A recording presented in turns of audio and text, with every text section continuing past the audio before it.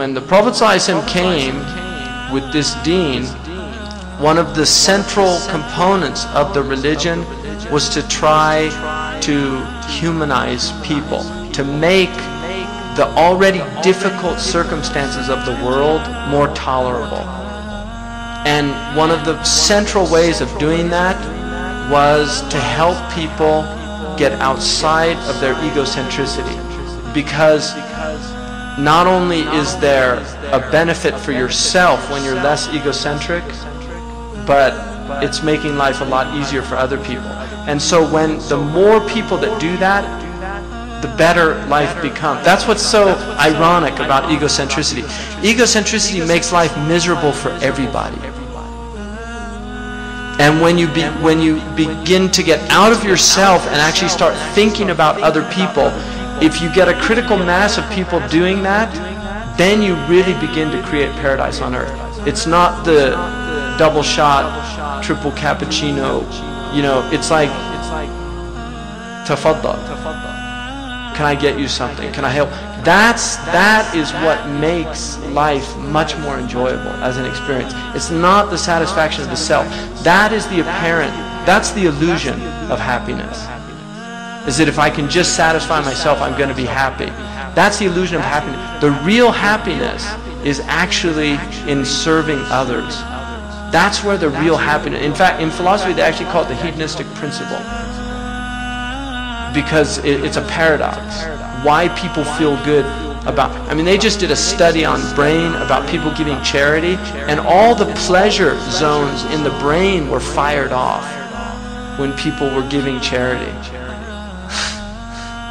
Because people feel good about helping other people. It's the way we're designed. But the nafs is there to prevent that.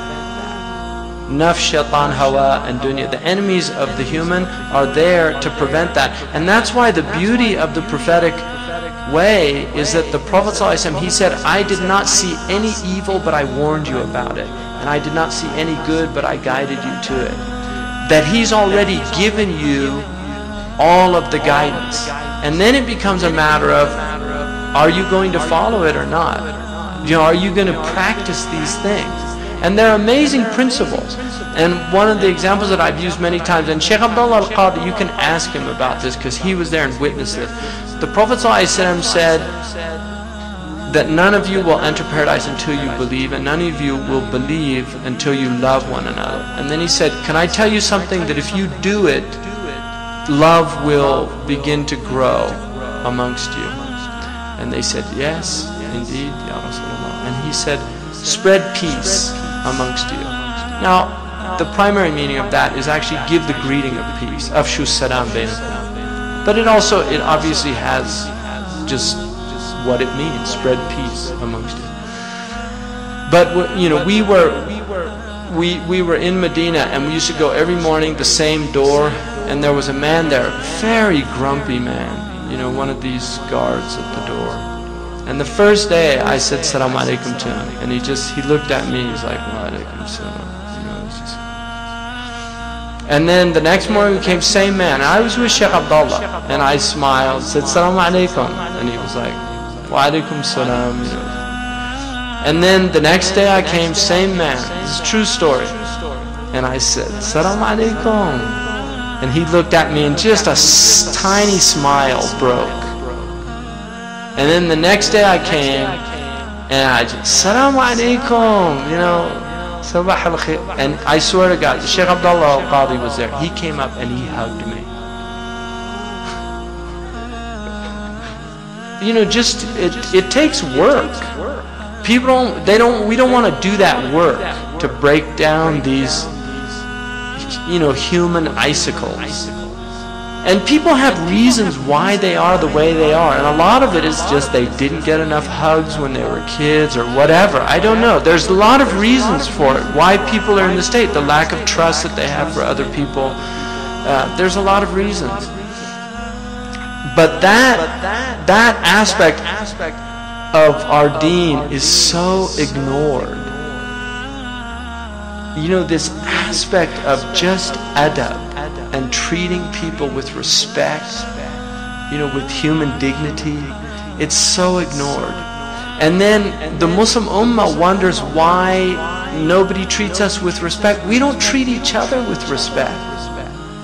Why should anybody respect us? Why should God grant us that gift of being respected if we don't respect each other?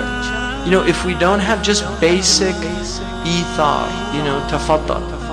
And I'll just give you one more example of this.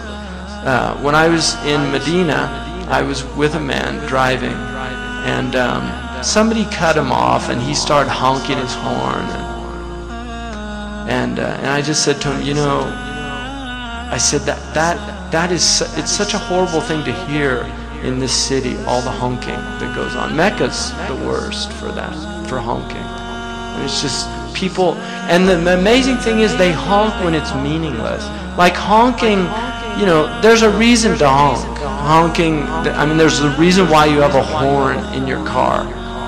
Because it's like to stop something really dangerous from happening. Or, you know, if somebody really does something, you know, you honk and let them know if that wasn't appropriate. I want a bumper sticker, don't shoot, I admit I'm a lousy driver, you know.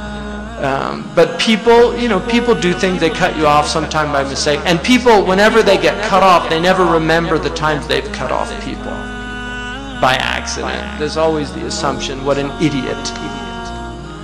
So, this man, I just told him, I said, you know, the maqam of driving is ithar.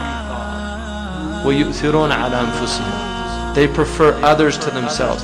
That's the maqam of driving. Because when people have that type of adab on the road, driving is much more safe, and it's actually a much more it's already a difficult thing to drive. It's not, you know, it's an intense thing to do. You're traveling at high speeds, and it's very dangerous. It's already a difficult thing. But when people have courtesy on the road, it just makes it easier to handle all those difficulties. So I just told him that. He said, no, you don't understand. Here, everybody, it's nafsi, nafsi. And I said, well, don't be one of those people. You know, you need to change. I came back a year later, and the same person, he's actually the son of a sheikh in Medina, a really sweet man. And a year later, and he told me, and I'd completely forgotten about this, you know, just that incident. But he told me, you know, I had an amazing experience this year, based on something you said last year. And I said, what? And he said, do you remember when I got angry with that person cut me off, and you said, you know, you should really prefer people driving? He said, well, I decided to do that, to practice that. And he said, I was amazed at what I saw. Like people, just how they responded to that. You know, so he experienced that, just of doing that.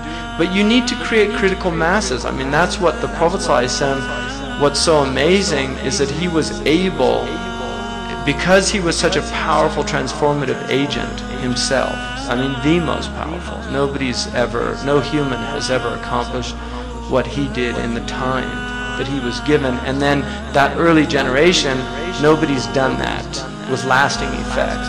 The Christians, it took them hundreds of years to achieve what they did. The Muslims achieved in 100 years what is still considered largely the Muslim world. It's still the Muslim world. It's one of the great human achievements. So the Prophet ﷺ came with these incredible principles to help people help themselves